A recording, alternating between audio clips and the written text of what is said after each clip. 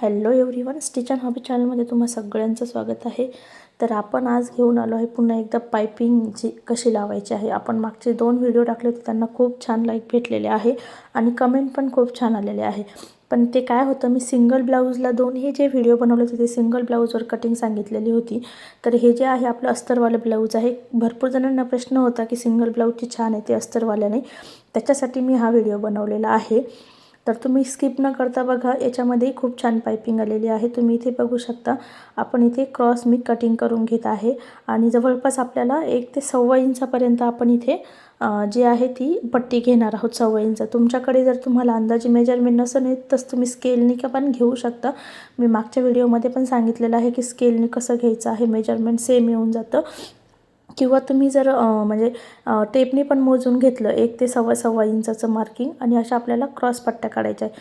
फक्त आपल्याला गोष्ट म्हणजे ही लक्षात ठेवायची आहे की पायपिंगसाठी नेहमी आपल्याला क्रॉसच पट्ट्या घ्यायच्या आहे. स्ट्रेट पट्ट्याने पायपिंग छान येत नाही. तर आपण घेतलेल्या आहे ह्या क्रॉस पट्ट्या काढून.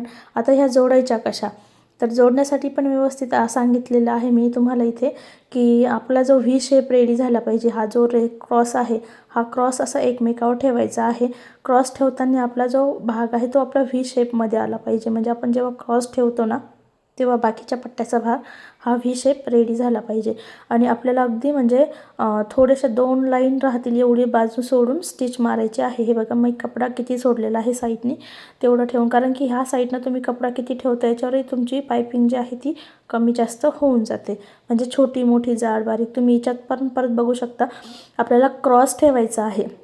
म्हणजे कॉर्नर जे असतं आपल्याला क्रॉस पट्टीचे, म्हणजे क्रॉस जे भाग निघालेला आहे त्याचे कॉर्नर आपल्याला अपोजिट ठेवायचे आहे. म्हणजे कॉर्नर आपल्याला अपोजिट साईडनं ठेवायचे आहे आणि क्रॉसच स्टिच मारून घ्यायचे आहे. इथे सरळ करायचं नाही. खूप वेळा होतं की सरळ केल्याने, पण काय होतं की सरळ केल्याने स्टिच तुमची अगदी सरळ येते आणि पायपिंग तिथे जाड होती.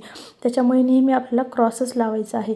इथे मी सरळ लावताना म्हणजे सरळ भाग करून घेतलेला आहे, कट करून आपल्याला इथे लावायचे आहे त्याच्यासाठी. आता मी ह्या पायपिंगला म्हणजे काहीच केलेलं नाही, एका साईडनी फोल्ड वगैरे असं काही नाही. डायरेक्टली इथे आता ब्लाऊज घेतलेला आहे याचं नेकचं आपलं कटिंग वगैरे पूर्ण करून, आणि डायरेक्ट मी इथे अटॅच करत आहे. तुम्ही इथे बघू शकता, मी याला काहीच म्हणजे फोल्ड वगैरे कुठेच केलेलं नाही पट्टीला. डायरेक्ट जशी आहे तशी मी अटॅच करत आहे. फक्त आपल्याला ह्या गोष्टीचं लक्ष ठेवायचं आहे, आपण जे शोल्डर अटॅच करणार आहोत ती जी खालची जी मार्जिन आहे ती आपल्याला बॅक साईडनं ठेवायची आहे, म्हणजे खालच्या बाजूने, मागच्या बाजूने. आणि इथे थोडंसं स्ट्रेच करायचं आहे. अगदी कळत नकळत आपल्याला स्ट्रेच करून घ्यायचं आहे क्रॉसपट्टी.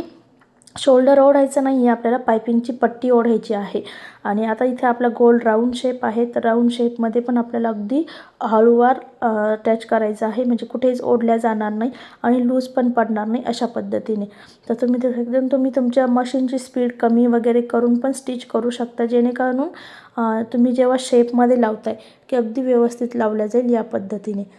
तर हे बघा, मी इथे पूर्ण लावून घेते. मी व्हिडिओ कुठेही स्किप केलेला नाही आहे, म्हणजे पूर्ण मी ॲज इट जसं केलेलं आहे ॲज इट इज तसंच मी तुमच्यासोबत शेअर केलेलं आहे. तर तुम्हाला इथे पूर्ण लावून घ्यायची आहे पट्टी जशी मी लावत आहे. इथे पण परत लक्षात ठेवायचं आहे आपल्याला, शोल्डर आपण अटॅच केल्याच्यानंतर ही खालची मार्जिन आहे ती आपण बॅक साईडनं टाकणार आहोत, जेणेकरून काय होतं तुमचं शोल्डर पण उतरत नाही. याच्यामध्ये काही जे ट्रिक आहे, शोल्डर उतरत नाही. पायपिंग परत आपण इथे स्ट्रेच करून घेतलेली आहे, म्हणजे थोडीशी स्ट्रेच करून घेतलेली होती.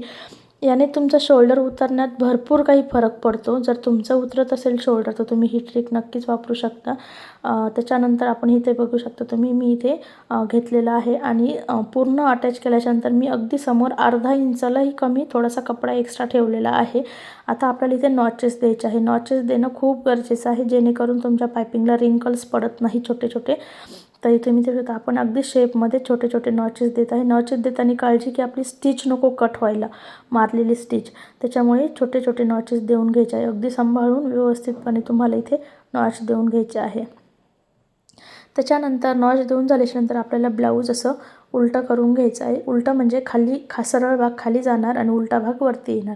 आता ही जी पट्टी आहे ती आपण अशा पद्धतीने रॅप करणार आहोत की जेणेकरून आपण पहिली जी शिलाई मारलेली आहे ती त्या पट्टीच्या खाली दबल्या गेली पाहिजे. म्हणजे पहिली जी आपण स्टिच मारलेली आहे ती पूर्ण ह्या पट्टीवरती रॅप करून त्याच्यावर स्टिच मारायचे आहे। तुम्ही बघा इथे मी स्टिच मारल्याच्या नंतर माझी पहिली जी शिलाई आहे तीही दिसत नाही आहे आणि आतमधला जो कपडा आहे तोही दिसत नाही आहे। त्याने काय होतं की तुम्ही जेव्हा पट्टी करता जे खालून दिसतं पायपिंग केल्याच्यानंतर भरपूर जणांचे खालून कपडा जाड दिसतो किंवा एक्स्ट्रा आलेला दिसतो, जेणे काही पायपिंग उलट्या पडतात।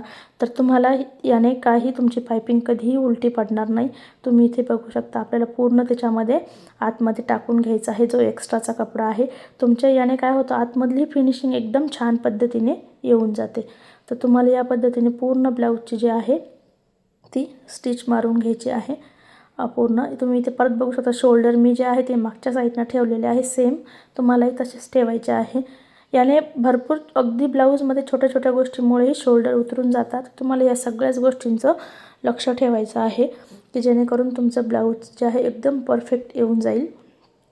ते पण आपण घेतलेलं आहे एक्स्ट्रा आणि ते आपण इथे अटॅच करून देणार आहोत।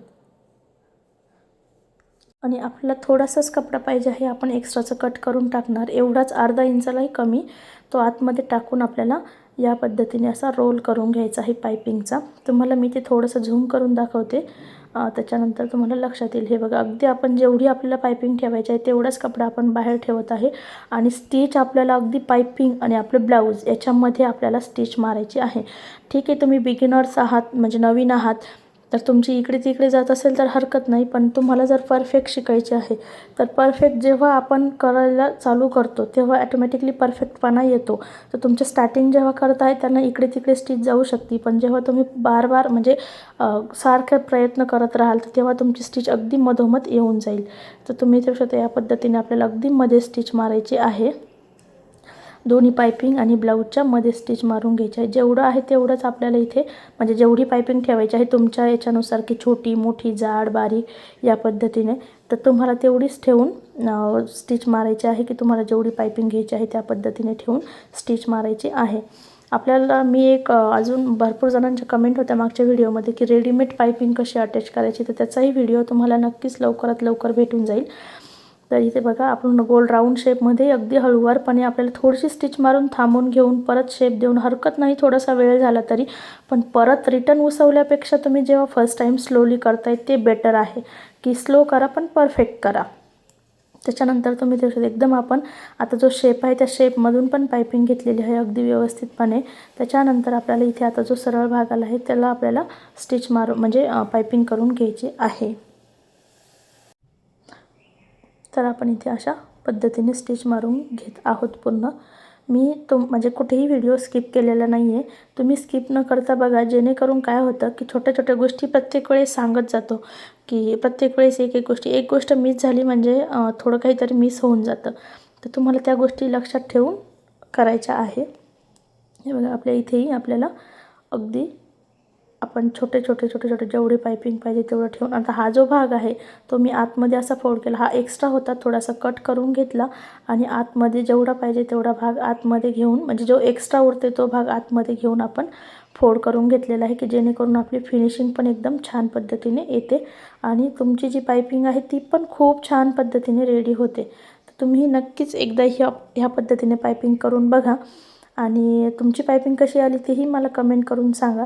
इथे बघा आपल्याला एकदम व्यवस्थित स्टिच मारून घ्यायची आहे जेणेकरून आपली फिनिशिंग जायला नको। म्हणजे काय होतं कधी कधी पायपिंग करताना छोटा मोठा भाग रेडी होतो, तर मी इथे बघू शकते एकदम आपली पायपिंग जी आहे छान पद्धतीने आणि कुठेही म्हणजे उलटी होत नाही, पलटी कुठेच पडत नाही आपली पायपिंग। गोल भाग असला तरी आपली पायपिंग जी आहे ती उलटी होत नाही कुठेच नाही।